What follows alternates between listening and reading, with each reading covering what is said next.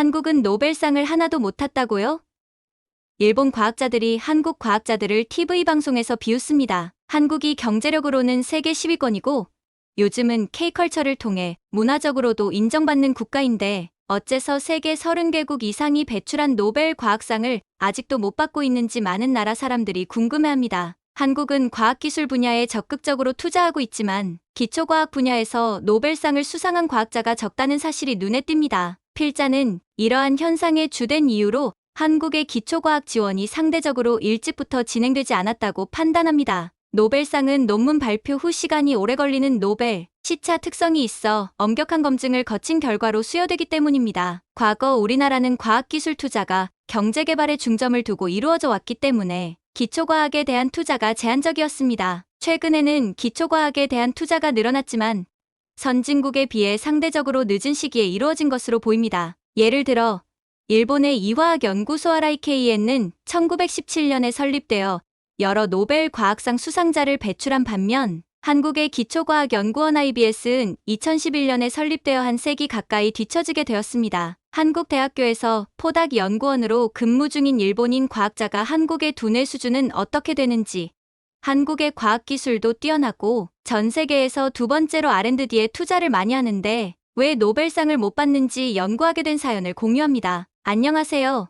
여러분, 저는 한국에서 포닥 연구원으로 근무 중인 사요미입니다. 제가 한국에 대해 알고 있던 사실은 한국인이 세계에서 가장 뛰어난 두뇌 능력을 지닌 민족 중 하나로 꼽힌다는 주장입니다. 얼스터 연구소의 보고서에 따르면 세계 인구 리뷰에서 한국인의 지능이 매우 높다는 결과가 데이터베이스에 담겨 있다고 합니다. 최근에는 세계에서 가장 뛰어난 IQ를 지닌 한국인이 등장하여 학계에서는 왜 한국인이 높은 IQ를 갖고 있는지에 대한 연구가 계속되고 있습니다. 제가 한국 방송 보는 걸 좋아하는데요. 특히 한국인의 두뇌와 관련해서 기억나는 몇몇 에피소드들이 있어요. 2015년 SBS 영재발굴단에 출연한 김영훈 씨는 27세에 세계에서 가장 뛰어난 IQ를 보여주며 큰 화제를 모았습니다. 김영훈 씨는 52장의 카드 2세트를 13분 만에 외우는 놀라운 능력을 선보였고 이로 인해 세계 천재 인명사전에서 세계 IQ 1위 자리를 차지했어요. 이전에는 그리스의 정신과학자인 에반겔로스 카치울리스 씨가 세계 IQ 1위로 꼽혔으나 김영훈 씨의 등장으로 처음으로 기록이 갱신돼 버렸어요. 한국의 역사를 살펴보면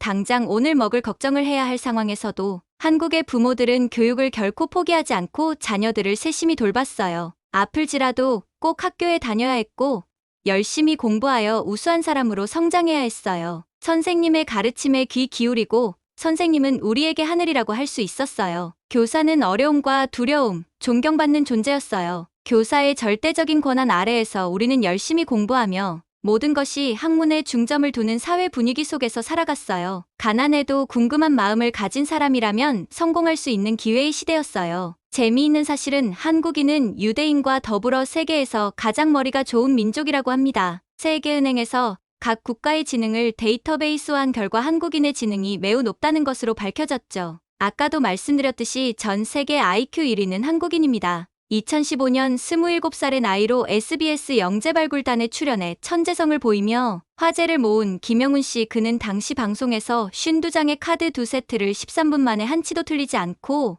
외우는 놀라운 능력을 보여주어 큰 화제가 되기도 했는데요. 그런데 김영훈 씨 외에도 한국인은 세계에서 가장 IQ가 높다고 알려져 있죠. 과거 과학자들이 1000상 이상의 쌍둥이 연구를 통해 밝혀낸 유전 영향의 비율에 따르면 지능의 유전율은 50%에서 80%, 성격의 유전율은 40%에서 50%, 정신질환은 30%에서 50%로 알려져 있습니다. 그러나 한국과 미국에서 자란 각각의 쌍둥이들은 놀랍게도 매우 다른 특성을 보여주었습니다. 다른 나라에서 자란 두 쌍둥이 사이에는 어떤 차이가 발생했는지 궁금증이 생깁니다. 이와 관련된 연구 결과는 심리학과 신경과학의 최신 발전을 다루는 매치 사이 포스트에서 소개되어 전 세계적인 학자들의 주목을 받았습니다. 한국과 미국에서 자란 쌍둥이를 조사한 결과 그들 간의 지능에서 놀라운 차이가 있음을 밝혀냈다는 제목의 기사를 통해 이 사실을 확인할 수 있었습니다. 일란 쌍둥이 언니 상희 씨와 동생 상혜 씨는 1974년 서울에서 태어났습니다. 그러나 쌍둥이 동생 상혜 씨는 2살 때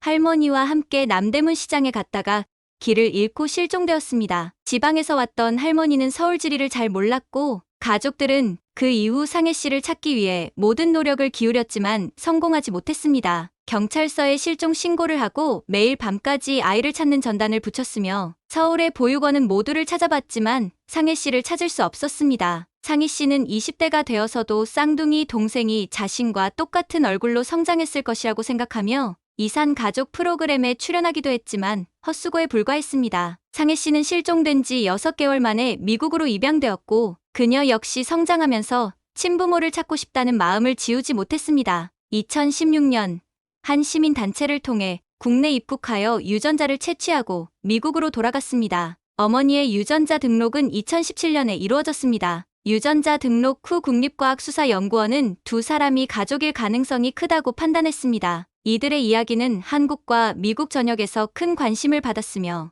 이들의 재회는 전 세계 과학자들에게 큰 기회가 되었습니다. 맨시 시걸 교수와 허윤 교수는 이 쌍둥이를 연구하기 위해 공동팀을 이뤄 분석을 진행했습니다. 결과적으로 44년간 떨어져 있었음에도 불구하고 두 쌍둥이는 거의 같은 사람처럼 일치하는 결과를 보여주었습니다. 지능, 성격, 정신건강, 병력, 가치관 등을 조사하고 분석한 결과 놀라운 일관성을 보였습니다. 일란 성상동이는 유전자가 같은 만큼 환경이 인간 발달에 미치는 영향만을 관찰할 수 있어 이번 연구는 더욱 주목을 받았습니다. 두 사람이 상봉한 후 한국과 미국에서 각각의 쌍둥이들에 대한 연구가 진행되었고 그 결과 두 사람 간의 IQ 차이가 크게 나타났습니다. 이는 일란 쌍둥이의 경우에도 보통 7포인트 이상 차이가 나지 않는데 상해 씨와 상희 씨의 경우에는 16포인트로 큰 차이를 보여주었습니다. 이러한 결과는 언어 능력과 기억력과 같이 유전자의 영향을 많이 받는 분야에서는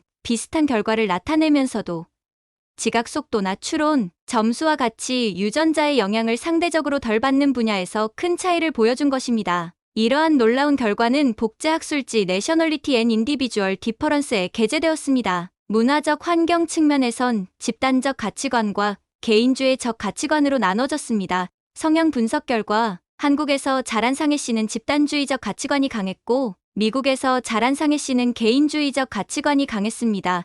연구를 주도한 낸시 시걸 박사는 유전자가 미치는 전반적 영향은 똑같지만 일란성이라 하더라도 환경 효과에 따라 극과 극으로 갈릴 수 있음을 보여준 단적인 사례라고 말했습니다. 전문가들은 한국인은 서양인보다 지각 속도나 추론 점수가 높고 집단주의적 성향도 강한 것으로 나타나는데 국가와 문화 가정 환경이 주는 영향에 따라 아이에도 영향을 끼친다는 연구 결과를 발표했습니다. 한국 가정에서 사랑을 받고 끈끈한 가족 분위기에서 자란 상희 씨는 엄마를 포함 가족 갈등이 심한 미국에서 자란 상해 씨보다 IQ가 더 좋다는 결론에 도달한 거죠. 한국인들은 어떤 경우에도 자기 자신만 생각하지 않습니다. 우리나라는 많은 인파가 모여 거리에서 밤새 음원을 한다 해도 집에 갈 땐 쓰레기까지 싹 줍고 가기 때문에 새벽에는 오히려 거리가 깨끗해진다고 합니다. 이런 놀라운 문화는 늘 외신 기자들을 통해 전 세계로 보도되곤 하죠. 세계 최고의 시민의식을 가진 한국인이 IQ가 가장 좋을 수밖에 없는 이유인 거죠. 또 한국인들은 전 세계에서 거의 유일하게 무거운 젓가락을 사용합니다. 포크를 쓰는 민족보다 젓가락을 사용하는 민족이 머리가 좋다는 속설이 있죠. 그렇다면 젓가락으로 콩자반을 집어먹는 한국인의 두뇌는 어떨까요? 쇠젓가락질을 하기 위해서는 손가락과 손바닥, 손목에 있는 30여 개의 관절과 50여 개의 근육을 이용해야 합니다. 그리고 일반 나무젓가락을 이용할 때보다 훨씬 더 많은 관절과 근육을 이용해야 하는데요. 젓가락질을 배우는 아동기의 이러한 활동은 특히 대뇌에 자극을 주어 손, 근육 발달과 지능 개발에 큰 효과가 있습니다. 한국의 쇠젓가락은 일본과 중국의 나무젓가락에 다에 비해 무겁고 얇습니다. 한국 젓가락은 910인치 정도의 길이의 은이나 스테인레스 스틸로 만들어져 손에서 미끄러지는 것이 특징입니다. 젓가락을 잡는 부분은 그립감을 살리기 위해 사각형이며 화려한 문양이 새겨진 디자인도 종종 발견할 수 있습니다. 젓가락이 평평하기 때문에 테이블에서 잘 떨어지지 않습니다. 이런 젓가락을 계속 사용했기 때문에 반도체와 같은 최첨단 장비 제조에 있어서도 전 세계 1위로 두각을 나타내는 것 같아요. 한국인의 IQ가 높은 만큼 기초과학 분야에서도 노벨상을 곧 받을 것이라고 예상합니다. 한국은 선진국의 기술을 빠르게 답습하고 결과 위주의 고속성장을 추구해왔기 때문에